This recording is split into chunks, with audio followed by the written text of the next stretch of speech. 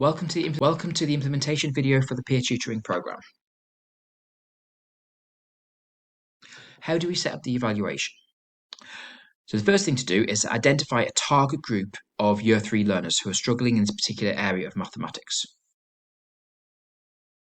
Then using the What Work wizard, these are allocated into an intervention and control group.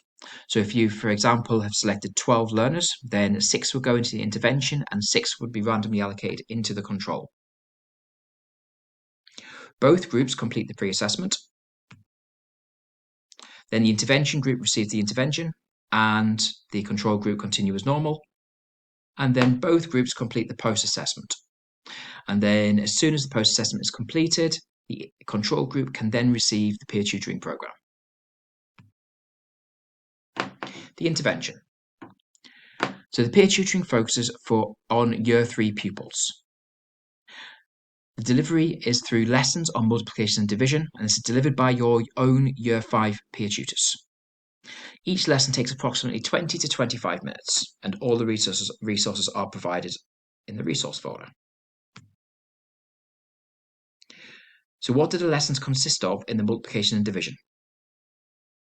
So lesson 1 covers multiples of 2, 5 and 10. Lesson 2 covers multiples of 3 and 4 and 8 times table. Lesson 3 is short multiplication.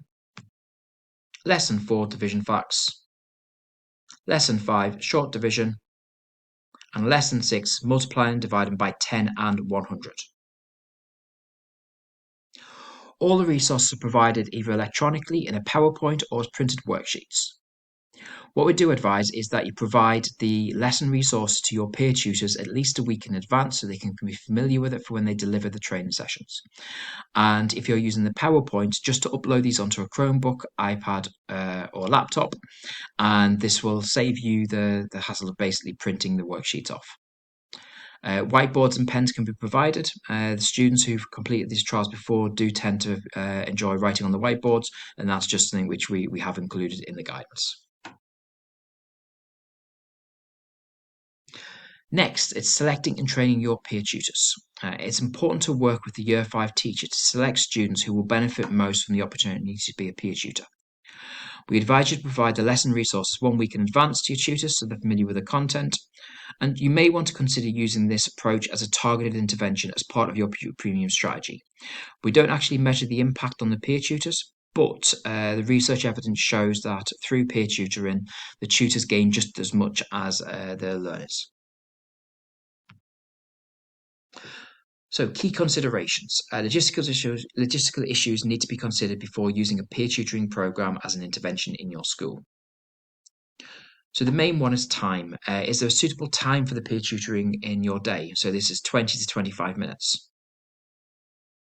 The intensity. The program is 6 lessons, so this can be run once a week or twice a week, and this dictates whether it's a 3 or 6 week program in your school. Location. Is there a suitable location in your school for the peer tutoring? Could this be the library or the classroom?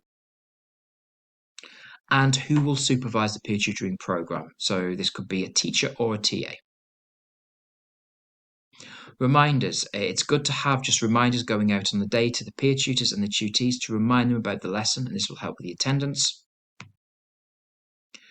Resources. So we provide digital resources or worksheets just to make sure that these are available to the students.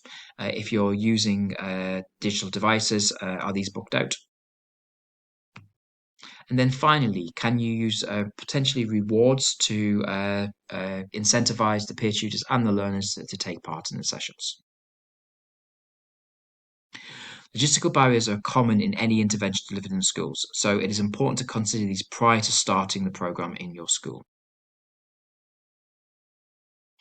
We include a tracking spreadsheet. This was covered in the introduction video. So when you go onto the trial wizard and it allocates your learners into intervention or control, just download the spreadsheet that's included in the resource folder and record your student name against an anonymized learner ID. And all you have to do then is just keep a track record of your pre and post assessments and include this onto the platform. The assessment. The outcome measure is attainment as defined by the pre and post assessment. The assessment is marked out of 21 and it's the same for both the pre and the post assessment. As both groups receive the same assessment, familiarity with the assessment will not bias the effect size. And just some general guidance on delivering this in your school. Complete the assessment under exam conditions. Allow approximately 21 minutes for this to be taken place. Make sure you record the pre and the post assessment marks in your tracking spreadsheet and on the platform. And any anonymized data that you add to the platform is anonymized so that you don't have to worry about any data protection issues with your school.